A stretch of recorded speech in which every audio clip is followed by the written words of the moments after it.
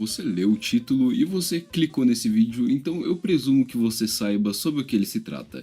Mas de qualquer forma, hoje a gente vai dar uma olhada em alguma das histórias mais repugnantes e nojentas que eu consegui encontrar internet afora. Antes de tudo, muitíssimo obrigado pelos 10 mil inscritos, eu sou eternamente agradecido a vocês e a gente vai falar um pouco mais disso no final do vídeo. Enfim, sem enrolação, opa, você provavelmente não me conhece, mas eu sou o Guizo.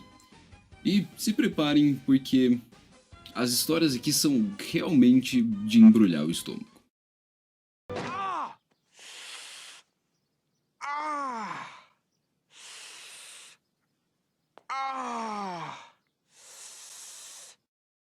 Se você tem agonia ou até mesmo medo de doenças, principalmente em relação a eventos recentes, essa daqui é pra você. Há uns 10 anos, um cara no Tinha Que Ser no Reddit fez um post falando que um dos top 5 hospitais dos Estados Unidos não sabia o que isso daqui era, seguido dessa imagem aqui.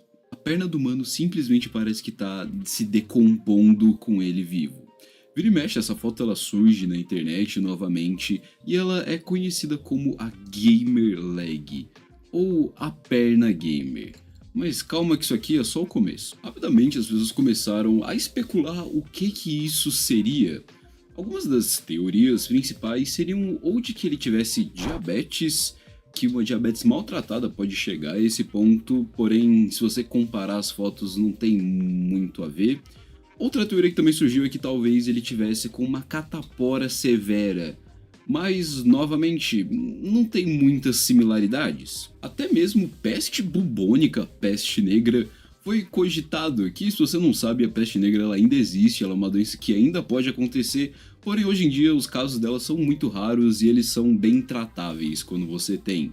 Mas seria muito improvável.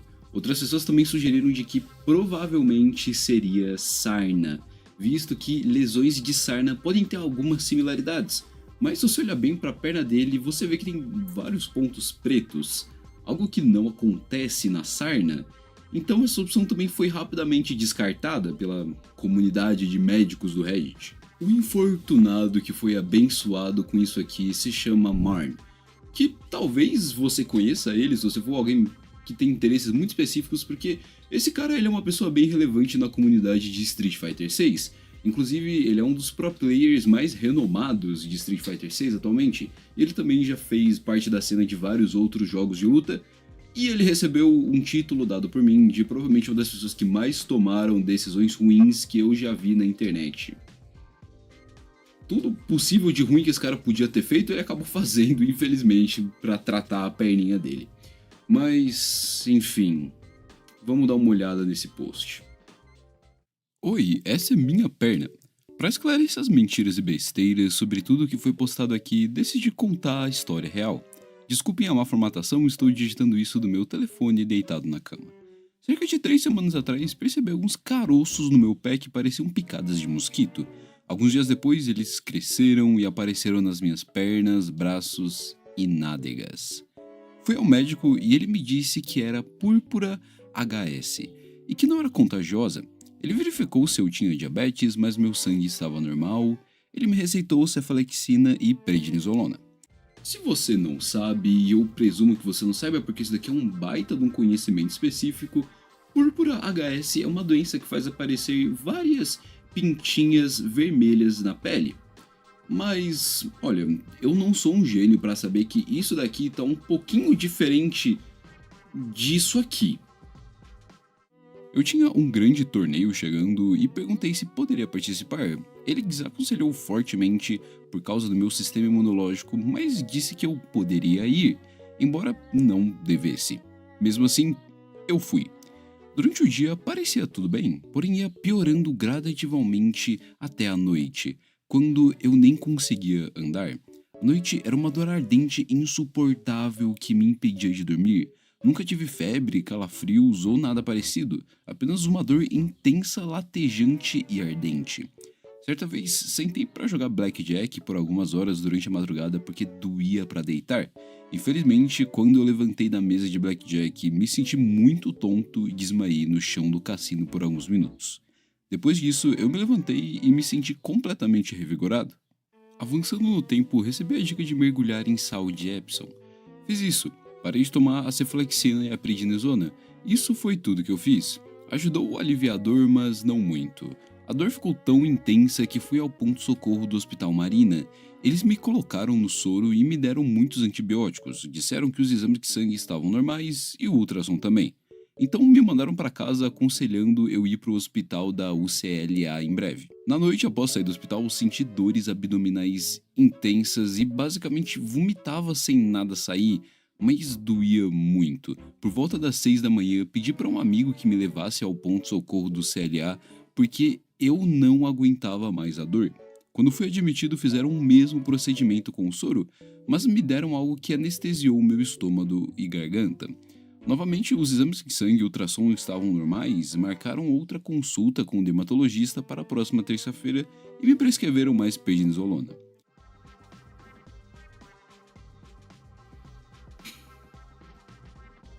Para quem não sabe, hospitais UCLA lá fora são hospitais que tratam de doenças mais especializadas, como a nossa Santa Casa aqui no Brasil, e visto que a perna dele estava desse jeito, era desse tipo de atenção que ele precisava. Finalmente, né? Então agora é só esperar até terça. O pus está saindo sozinho com um cheiro podre horrível, mas está formando crostas. À noite minha perna esquerda ainda falha. Basicamente é só isso. Só sai pus das minhas pernas, mas há manchas espalhadas por todas as minhas pernas e braços. Tá, mas o que seria isso aqui? Qual seria a doença que Marnie estava com a perna para ela chegar nesse nível? Bem, alguns amigos próximos dele e pessoas no Reddit também começaram a comentar de que talvez essa doença seja proveniente de alguma coisa que ele pegou no Vietnã, visto de que no começo do ano ele tinha feito uma viagem para lá. Mas rapidamente ele disse que não era isso porque demorou muito tempo para isso aparecer. O que assim, não sei, não me parece a justificativa mais pertinente que ele poderia ter utilizado, mas beleza. Finalmente ele foi no dermatologista e ele recebeu seu diagnóstico. Ele tinha pleva, que significa, desculpe eu tenho que ler, pitiríase liquenoide varioliforme aguda, que é uma doença que os médicos não sabem exatamente como ela acontece, mas a principal teoria é de que é uma resposta errônea do seu sistema imune que acaba causando os próprios tecidos do corpo a necrosar. Então sim, a perna dele estava literalmente necrosando enquanto ele ainda estava vivo. Felizmente ele conseguiu tratar sua perna gamer sem demais complicações, e hoje em dia ela é uma perna normal, ainda bem. Mas ele continua sendo relevante na cena de Street Fighter 6 e de jogos de luta. Eu espero que ele tenha tanta dedicação para os seus jogos de luta quanto o nosso próxima entrada tem com sua caixa.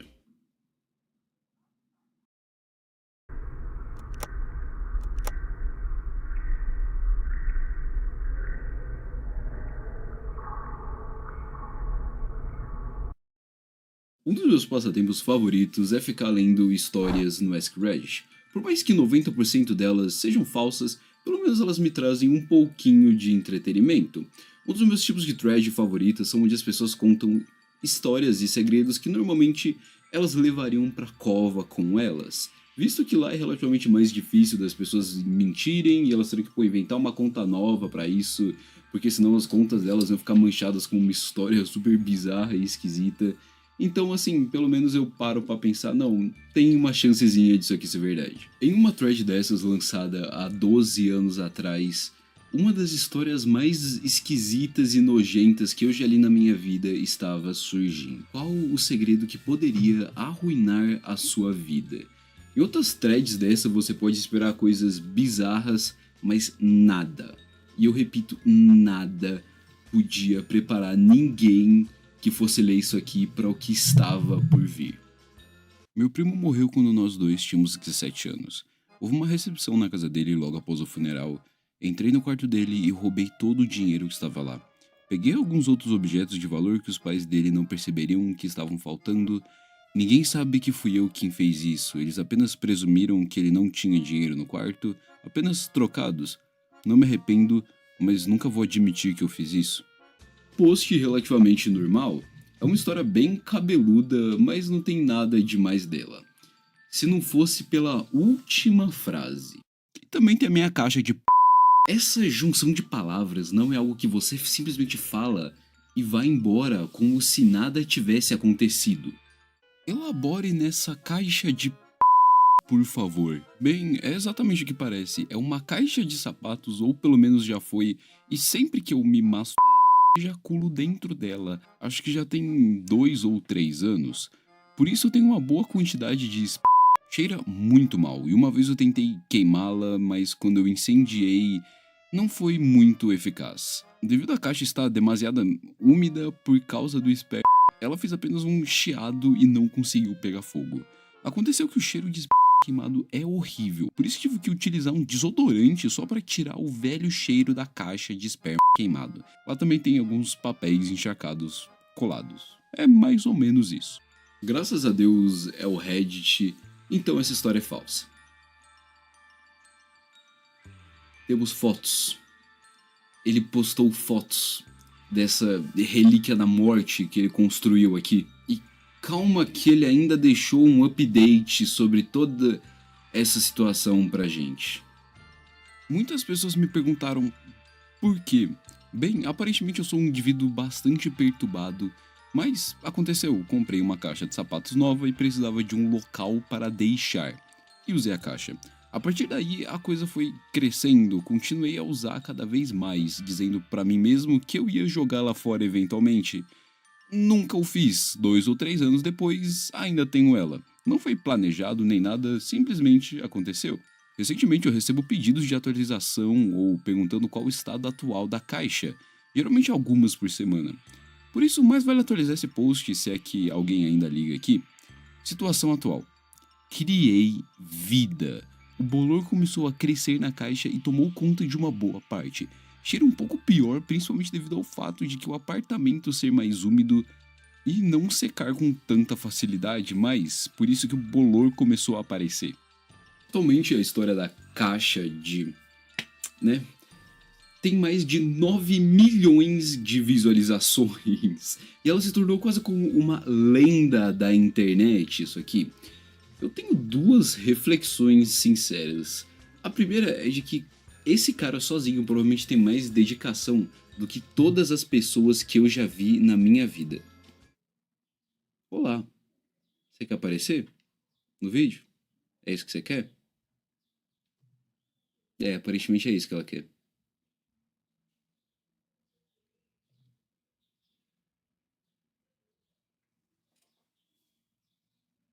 Enfim, voltando. Esse cara sozinho, ele tem mais dedicação do que todas as pessoas que eu já vi na minha vida juntas. Primeiro que assim, o tempo que ele ficou pra realizar isso aqui. E segundo, a pura dedicação. O cara se mudou e ele levou isso junto com ele. Em nenhum momento passou, sei lá, na cabeça dele em... Pô, por que eu não jogo isso aqui fora? Por que eu não jogo esse monstro que tá se formando aqui no meu quarto no fora? Não sei, nunca saberemos. E a segunda, por que alguém faz isso? Tipo, na moralzinha mesmo. Por que alguém um dia para e tem uma ideia de, nossa, eu acho que eu vou começar esse projeto pessoal da minha vida. Eu acho que será algo incrível que vai me tornar uma pessoa melhor do que eu sou hoje em dia. E tipo assim, não é nem o primeiro relato de uma coisa dessas e muito menos o último. Eu de cabeça consigo pensar em mais uns 3, 4 que pegaram action figure, colocaram dentro de um jarro e encheram disso. Teve até um youtuber gringo que fez um vídeo especialmente, um iceberg especialmente sobre esse tipo de coisa. Olha a quantidade de material sobre isso que a gente tem. Em uma nota menos nojenta, essa thread também nos deu algumas de outras histórias muito icônicas da internet que não são tão ruins quanto essa aqui.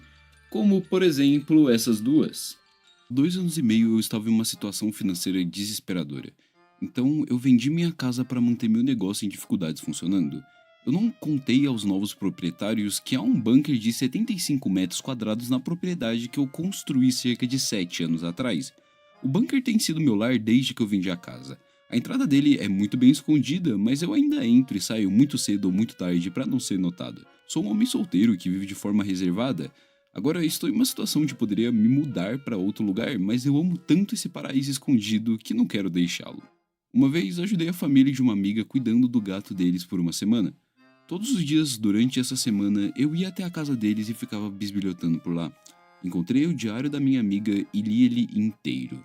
Usei as informações que encontrei para fazer com que ela gostasse de mim, e atualmente ela é minha esposa. Apesar de tudo, ele sente amor pelo filho que ele criou. É um hobby nojento, extremamente repulsivo, mas pelo menos ele tinha dedicação em alguma coisa na vida dele. E assim, na minha opinião, é menos nojento do que o próximo que a gente vai ver agora. Me. I am the great mighty Pooh, and I... Das histórias que eu vou contar aqui, essas duas provavelmente são... Provavelmente não, com certeza são as piores, e eu real fiquei com o estômago embrulhado enquanto eu pesquisava por essas. Antes da gente começar isso aqui, eu tenho que explicar o que é um tanque séptico. Basicamente, nos Estados Unidos, eles constroem caixas bem grandes para tratar o esgoto, e são bem grandes mesmo, que tratam o esgoto doméstico. Aqui no Brasil a gente tem algo parecido, só que os nossos tanques sépticos eles são bem pequenininhos e eles geralmente ficam enterrados em poucas casas mais arcaicas que a gente tem esses tanques sépticos maiores que geralmente ficam fora da terra. E com esse conceito em mente, eu acho que vocês já conseguem imaginar o que tá por vir. Se você tá no lado obscuro da internet, talvez você já tenha visto esse post feito no Craigslist, que é um site gringo onde pessoas vendem qualquer coisa, serviços, objetos, literalmente de tudo se vende no Craigslist. E um fato curioso é de que tem tanta coisa bizarra no Craigslist, mas tanta coisa bizarra que eu poderia fazer um vídeo inteiro só disso, mas enfim, não é sobre isso o vídeo. Talvez você já tenha visto esse post aqui. Eu pago para entrar no seu tanque séptico por até 1 hora, $150, Jacksonville, Alabama. Alguns podem me julgar, mas é o que eu gosto. Eu vou te pagar $150 a hora, trazer todo o meu equipamento e ter acesso ao seu tanque séptico. Então meu associado vai fechar a porta depois que eu setar meu tripode e minha câmera. Acredite ou não, é um excelente lugar para pensar. Como vocês acabaram de ver, esse cara literalmente te paga para você deixar ele ficar dentro do seu tanque séptico por 1 horinha lá, nadando nos seus dejetos. Isso me deixa de estômago embrulhado só de pensar. Mas se ele diz que é bom pra ficar lá pensando, quem sou eu pra dizer o contrário? E é óbvio que não é só isso. Existem vídeos dele nadando na fantástica fábrica de chocolate aí. E os vídeos são isso aí que vocês estão vendo. Eu não vou gastar saliva descrevendo o que tá aparecendo na sua tela, você tire suas próprias conclusões. O primeiro vídeo se chama Septic 5, que é esse aí, que foi lançado lá para 2012, e sim, a existência do Septic 5 implica na existência de outros 4 vídeos dele fazendo isso que, graças a Deus, estão perdidos pela internet. Infelizmente, o primeiro vídeo foi achado em um site chamado Documenting Reality, que é tipo, documentando a realidade, que foi postado lá pra 2009. Mas por que esse cara faz esse tipo de coisa? É fetiche. Ele sente uma tara por nadar em dejetos humanos, por ficar lá exposto a dejetos humanos. Ele gosta disso, principalmente pela máscara que ele usa. É bem claro de que ele sente um certo prazer, visto que essa máscara frequentemente é associada com esse tipo de coisa, mas aqui, $150. Você deixaria esse cara nadar no seu tanque séptico por $150? Para pra pensar, $150 são tipo, sei lá, uns 25 mil reais. É um preço bem tentador, não sei vocês. Outra pergunta que as pessoas começaram a fazer é qual seria a identidade do nosso super-herói aqui. E fun fact, se você pesquisar Who is the Septic Man ou Who is the Septic Tank Guy, que é tipo, quem é o homem do tanque séptico no Google, vai dar de que é um youtuber de um canal chamado Mega64, chamado Roku. E assim, chegou num nível de que o cara teve que fazer um vídeo falando de que não era ele, pedindo para as pessoas pararem de falar que era ele, porque não tinha nada a ver com ele. Isso surgiu de um meme no subreddit do cara, de que as pessoas estavam associando ele porque, sei lá, alguém viu uma similaridade. E tadinho, o cara teve que gravar um vídeo falando que não era ele. Mas, enfim. O nome mais associado com o Homem do Tanque Séptico é de um cara conhecido como Gary Moody. Mas por que de tantas pessoas esse cara em específico? Bem, ele já foi preso 2 vezes por 2 incidentes que, adivinha? Envolviam merda. Se eu tivesse uma moeda pra cada vez que esse cara tivesse sido preso por alguma coisa envolvendo merda, eu teria 2 moedas. O que não é muito, mas é muito esquisito que esse caso tenha acontecido 2 vezes. O primeiro incidente aconteceu no banheiro de um parque. Quando uma mulher foi usar o banheiro, ela levantou a tampa da privada e lá estava Gary olhando pra ela de dentro da privada. Como esse cara conseguiu entrar lá dentro, eu não sei. Como funciona privadas lá fora pra uma pessoa conseguir entrar dentro, eu também não faço a ideia.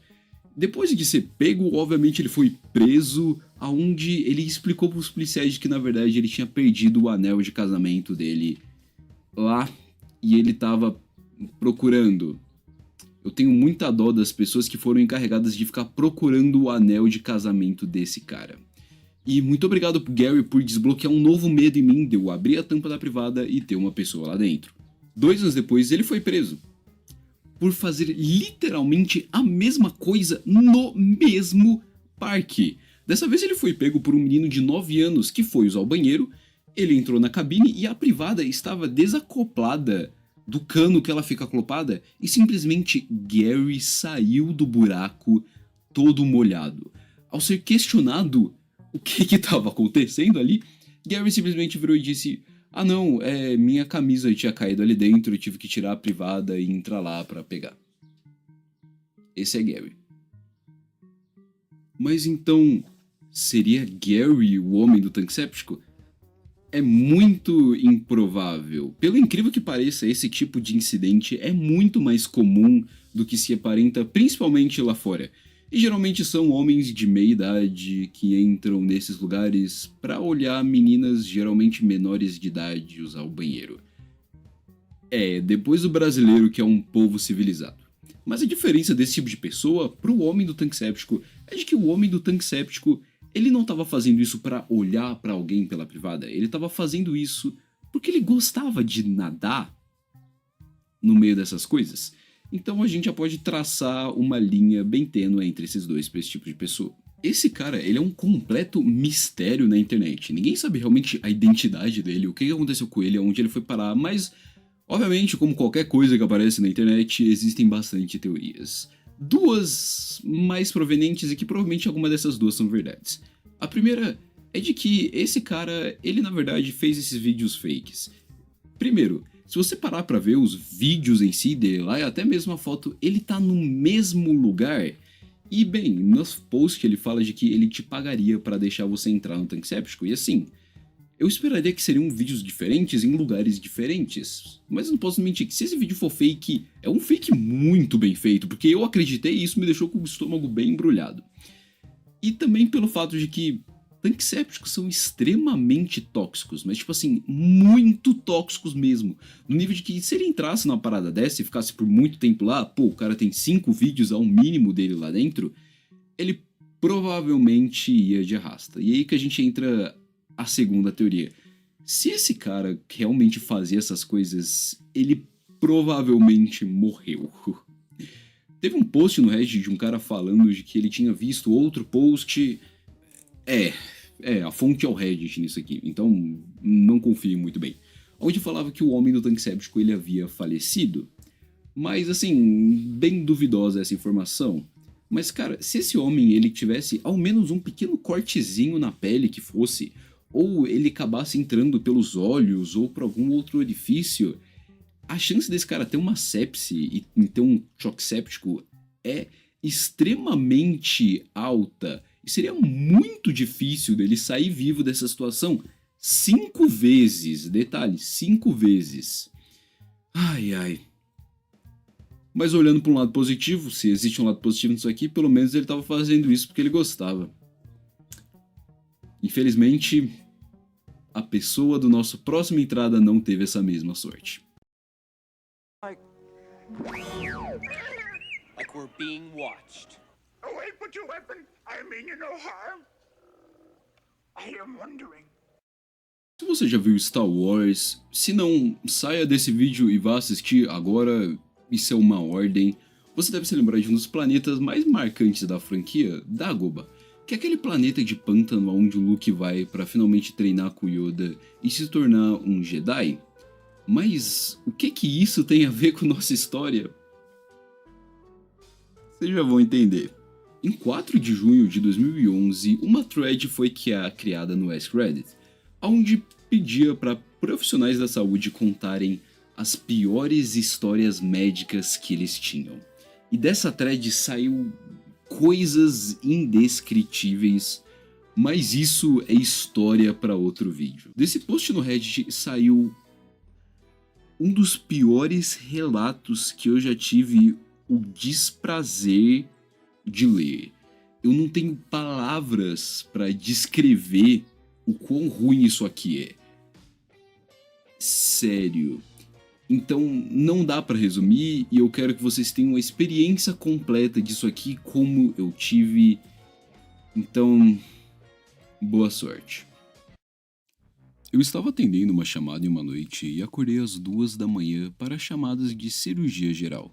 Um tanto vaga, mas na época eu morava em uma cidade com grandes populações de jovens militares e ávidos usuários de metafetamina, então emergências noturnas eram bem comuns. Cheguei no hospital onde mais alguns detalhes me aguardavam. Abscesso periretal. Para os não iniciados, isso significa que em algum lugar na proximidade do ânus havia um bolso de pus que precisava ser drenado.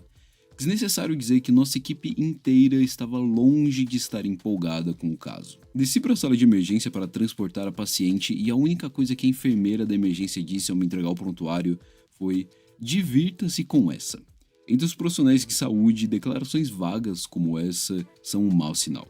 Minha paciente era uma mulher nativa americana de 142 quilos que mal cabia na maca em que eu a estava transportando. Ela se mexia freneticamente de um lado para o outro, gemia de dor, puxava suas roupas murmurando ave-marias. Eu mal consegui tirar o nome dela após alguns minutos de perguntas. Então, depois de confirmar sua identidade e o que estávamos tratando, achei que o melhor era levá-la para o anestesista para que a gente pudesse dopá-la e começar esse circo. Ela continuou com suas dramatizações durante toda a viagem de 10 minutos até a sala de cirurgia, quase caindo da mesa cirúrgica enquanto tentávamos administrá-la com anestesia. Pacientes assim não são raros, usuários crônicos de drogas que não lidam bem com a dor e que usam tantas substâncias que mesmo com doses muito altas de anestésico, a dor não é aliviada devido aos altos níveis de tolerância. Vale ressaltar que nossa equipe cirúrgica daquela noite não era exatamente inexperiente. Já estávamos trabalhando na área de saúde há vários anos, principalmente em ambientes psiquiátricos e médicos. Já vi um homem de 82 anos arrancar um balão de catéter de 2,5 centímetros de diâmetro do seu pênis, enquanto gritava: "Nunca vou me fazer falar!" Fui atacado por um neonazista HIV positivo. A outra enfermeira estava na sala de cirurgia como especialista em traumas há mais de 10 anos. O anestesiologista fez residência em um centro de trauma de nível 1, ou como a gente costuma chamar, clubes de facas e armas.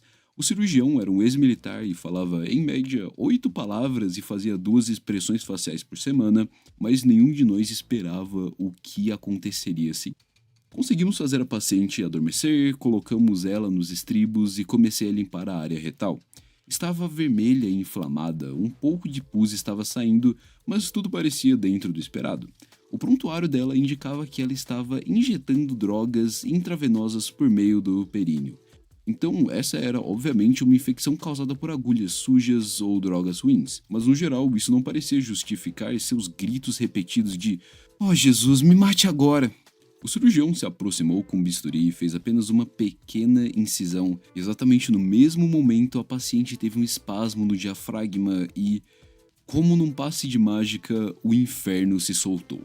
Sem que soubéssemos, a infecção havia, na verdade, se infiltrado quase 30 centímetros em seu abdômen, criando uma vasta caverna cheia de pus, tecido apodrecido e matéria fecal que havia escapado de seu cólon. Essa mistura desgraçada jorrou daquela pequena incisão como se estivéssemos recriando a cena do funeral do filme Máfia, de Jane Austen.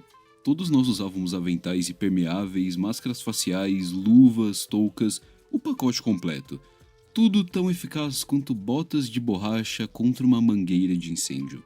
A cama estava no centro da sala, a uns bons 2 metros da parede mais próxima. Mas quando terminamos, ainda encontrei pedaços de carne podre grudados na parede dos fundos. Enquanto o cirurgião avançava com a lâmina, o fluxo não parava. A paciente se contraía contra o ventilador, o que não é incomum em uma cirurgia, e a cada contração muscular ela expelia mais daquele fluido cinza amarronzado e salobro no chão, até que, em poucos minutos, começou a infiltrar nos sapatos de outra enfermeira. Eu estava a quase 4 metros de distância, de boca aberta sobre a máscara cirúrgica, assistindo a segunda enfermeira quase vomitar enquanto o cirurgião ficava na ponta dos pés para impedir que aquela substância encharcasse ainda mais suas meias. O cheiro atingiu eles primeiro. Meu Deus, acabei de vomitar na minha máscara. A outra enfermeira saiu correndo, arrancando a máscara e disparou para fora da sala, os ombros ainda convulsionando. Então o cheiro me atingiu. Minha boca continuava aberta, incapaz de acreditar no volume de fluido que saía do corpo daquela mulher. Foi como levar um grande gole de desespero e apatia que permeavam a vida dela. Eu simplesmente não conseguia respirar. Meus pulmões se recusavam a puxar mais daquilo para dentro. O anestesiologista foi o próximo a sucumbir. Um ex-jogador de futebol universitário da NCAA D1, com seus quase 2 metros de altura, tremia ao abrir a porta da sala de cirurgia na tentativa de deixar o ar entrar. Foi quando vi a segunda enfermeira, ainda vomitando nas pias do lado de fora. Mais um jato de pus espirrou na frente do cirurgião. A cena do clipe do YouTube, David After Dentist, não saía da minha cabeça. Em todas as salas cirúrgicas, em qualquer lugar no mundo, sejam sistemas de saúde socializados ou privatizados, seculares ou religiosos, grandes ou pequenos, há uma coisa em comum. Em algum lugar há um frasco de concentrado de hortelã. Todo mundo no departamento sabe onde ele está, todo mundo sabe para que ele serve e todos rezam aos seus deuses para que nunca tenham que usá-lo. Em momentos como esse, esfregamos esse concentrado na parte interior da máscara para manter os odores externos afastados tempo bastante para a gente terminar o procedimento e tomar um banho. Eu corri até o estoque central, rasgando a gaveta onde o frasco dessa ambrósia era guardado, apenas para encontrar uma maldita caixa vazia. O frasco havia sido esvaziado e não substituído.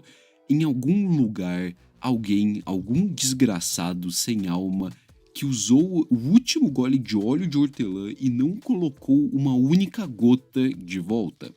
Até hoje, se eu descobrir quem foi, juro que vou matá-lo com minhas próprias mãos, mas não antes de enfiar a cabeça dessa pessoa no colo de todos os usuários de metafetamina que eu consegui encontrar só pra gente ficar kit.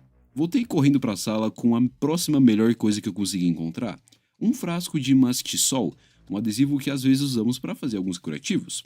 Não era tão bom quanto o óleo de hortelã, mas considerando que mais de 1/3 do chão agora estava completamente coberto por algo que parecia facilmente ser confundido com uma mistura de placenta bovina e xarope de bordo, não tínhamos escolha. Comecei a esfregar o máximo de Mastisol que consegui na parte do interior da máscara, só feliz por estar cheirando qualquer coisa que não fosse aquele demônio viscoso que havia acabado de cortar daquela mulher. O anestesista pegou o frasco em seguida, despejando o líquido na parte da frente da sua máscara para conseguir ficar ao lado de suas máquinas o suficiente só para garantir que a mulher não morresse na mesa. Só mais tarde que percebemos que cheirar Mastisol dessa forma pode causar uma leve euforia, mas pensando bem, isso provavelmente foi o que nos salvou. Nesse ponto, o cheiro já havia se espalhado da nossa sala de cirurgia pelos 12 metros do corredor até a recepção, onde outra enfermeira ainda estava sentada, olhos avermelhados e lacrimejantes, apertando o estômago com desespero. Nossa sala parecia o rio subterrâneo de lodo do Ghostbusters, só que mais sujo. Muito mais sujo. Voltei para a sala de cirurgia não querendo deixar o cirurgião sozinho caso ele precisasse da minha ajuda de verdade. Era como uma daquelas representações exageradas artísticas de um apocalipse zumbi que você vê em fóruns de fãs. Lá estava ele, vestido com roupas cirúrgicas azuis, quase com os tornozelos submersos em pedaços de tecido morto, matéria fecal e vários litros de infecção viscosa. Era como realizar uma cirurgia nos pântanos de Dagobah, exceto que os pântanos tinham acabado de sair do traseiro dessa mulher e não havia o Yoda por perto. Ele e eu não trocamos uma palavra pelos 10 minutos seguintes, enquanto ele raspava o interior do abscesso até remover todo o tecido morto. A frente do seu avental era uma mistura grotesca de marrom e vermelho, e seus olhos estavam semicerrados, tentando resistir aos vapores ardentes que emanavam diretamente de onde ele trabalhava. Enquanto isso, terminei minha papelada obrigatória o mais rápido que pude, ajudei a encher a abertura recém-limpa com gaze, tapei as nádegas da paciente para segurar o curativo pelo maior tempo possível, acordei ela e imediatamente a transferi para a unidade de recuperação. Até então eu só tinha ouvido falar de banhos de álcool. Descobri que álcool isopropílico 70% é praticamente a única coisa que consegue amenizar um cheiro como aquele, quando ele já se infiltrou na sua pele. São necessários 4 ou 5 garrafas para sentir realmente limpo, mas vale a pena. É provavelmente o único cenário que eu honestamente recomendaria beber um pouquinho também. Ao sairmos do vestuário, o cirurgião e eu nos olhamos nos olhos, e ele me disse a única frase negativa que eu ouvi dele em 2 anos e meio trabalhando juntos. Isso foi ruim. Na manhã seguinte, todo o departamento, um andar consideravelmente grande no hospital, ainda cheirava. Os encarregados da limpeza me contaram mais tarde que levaram quase 1 hora para aspirar todos os fluidos e detritos deixados para trás. A sala de cirurgia em si foi interditada e ficou em quarentena por mais 2 dias apenas para o cheiro finalmente desaparecer. Eu rio agora quando ouço os novatos na área de saúde falando sobre a pior coisa que eles já viram. Você não viu nada, garoto. Resumo: não injete drogas em seu ânus. A gente tem alguns fatos curiosos sobre essa história também. Um deles é de que a mulher que passou por isso aqui, pelo incrível que pareça, ela sobreviveu, o que me deixa muito chocado.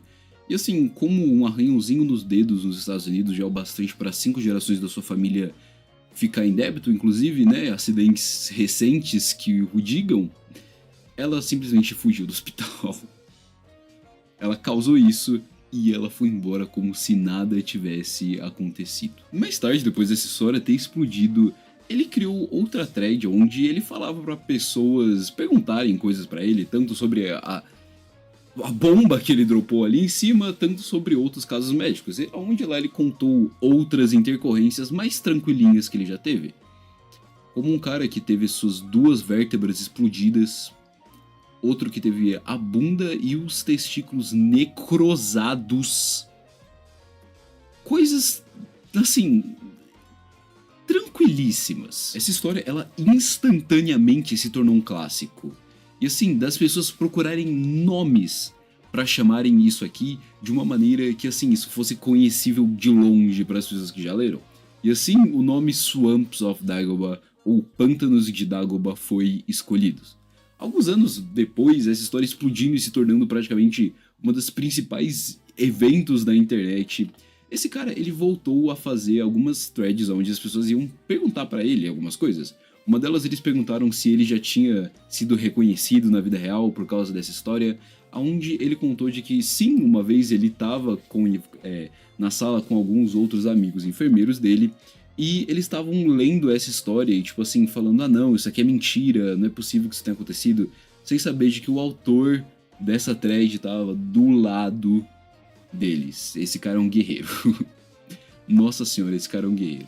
Outra coisa que perguntaram pra ele foi de que depois de ver todas essas pessoas nessas situações, ele seria uma pessoa mais cautelosa, o que ele disse que era justamente o contrário, visto que pessoas conseguem chegar a esse ponto e ainda saírem vivas sem demais sequelas, é algo extremamente inusitado pra ele, mas recentemente ele vem desabafando mais, fazendo mais threads dessa, e essas threads ajudaram muito ele com a saúde mental, como se ele estivesse jogando tudo isso que ele tivesse passado pra fora.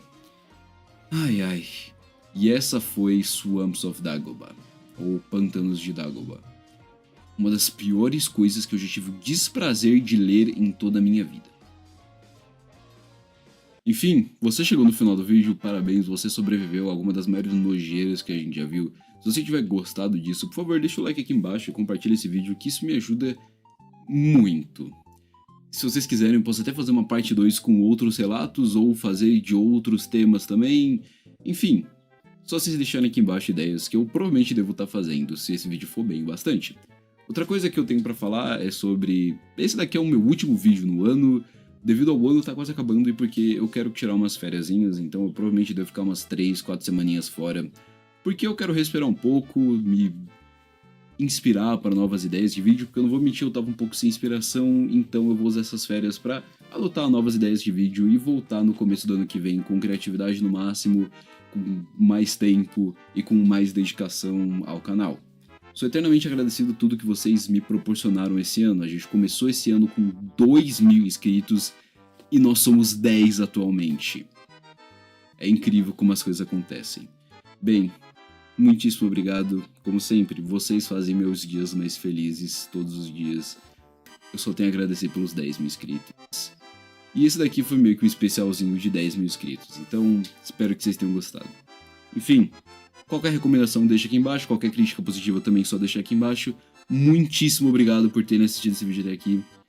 E, como sempre, muitas vezes ser mais feliz só depende de vocês. Até mais, guys. Feliz Ano Novo!